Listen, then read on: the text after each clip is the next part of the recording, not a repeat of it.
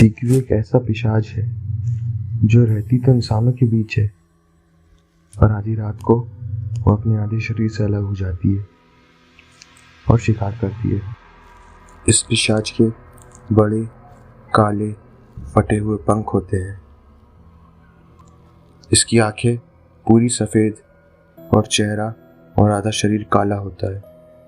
ये इंसानों के साथ उनके भेष में रहती हैं और बच्चों और प्रेग्नेंट औरतों को खाना बहुत पसंद करती है। तो आज की कहानी एक 16 साल की लड़की आरुषि के बारे में है। उसे बचपन से ही रात में जागने का शौक था और कभी कभी वो अपने खेत के चक्कर भी लगा लेती थी। उसकी दादी ने उसे बताया था कि उनके गांव में एक पिशाच है जो उनके बीच 15 सालों से रह रही है और आज भी इंसानों के भेष में वो उनके साथ घूम रही है। आरुषि ने उसकी दादी की बातों पे ज्यादा ध्यान नहीं दिया और उन्हें नजरअंदाज कर दिया। आरुषि की दादी ने उसे यह भी बताया था कि वो पिशाच छोटे बच्चों और गर्भवती औरतों पर हमला करती है। वो अपना शरीर आधा करके रोज रात को शिकार के लिए निकलती है। उस पिशाच के बारे में ये भी अफवाहें थी कि वो बच्चों का सर उनके धड़ से अलग कर देती है और गर्भवती औरतों के पेट को भी अपनी तेज धार वाली जबान से फाड़ देती थी और उनके बच्चों को मार डालती थी। लेकिन आरुषि ने हमेशा की तरह उसकी दादी की बात का मजाक उड़ाया। उसे लगा कि उसकी दादी ये सब उसे डराने के लिए कह रही है और उनकी बात पर ध्यान नहीं दिया। फिर कुछ महीनों बाद रेडियो पर खबर आने लगी कि गांव से बच्चे गायब हो रहे हैं और गर्भवती महिलाओं को भी सावधानी बरतने की जरूरत है। उसकी दादी समझ गई कि टीक्वी वापस आ चुकी है। वहीं दूसरी ओर रोज की तरह आरुषि भी जाग रही थी।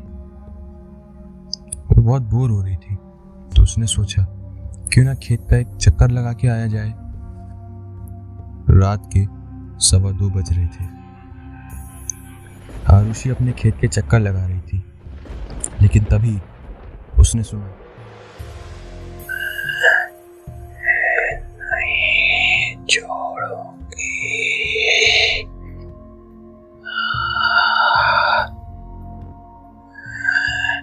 तुम्हें नहीं छोड़ूंगी। वो समझ गई कि ये वही है। आरुषि तुरंत पीछे मुड़ी और तेजी से घर की ओर दौड़ने लगी। जैसे जैसे आवाजें तेज हो रही थी, उसकी धड़कनें भी तेज होने लगी। एक पल के लिए तो उसे ऐसा लगा कि उसकी धड़कनें थम चुकी है, लेकिन फिर उसने किसी का हाथ उसके कंधे पर महसूस किया। हाँ, ये वही थी टीक्वी, जिसका आधा शरीर नहीं था। काले पतले हाथ, खून से लगी हुई आंखें और तलवार से तेज दांत जो वो आरुषि की ओर बढ़ा रही थी। आरुषि की आंखें फटी की फटी रह गई।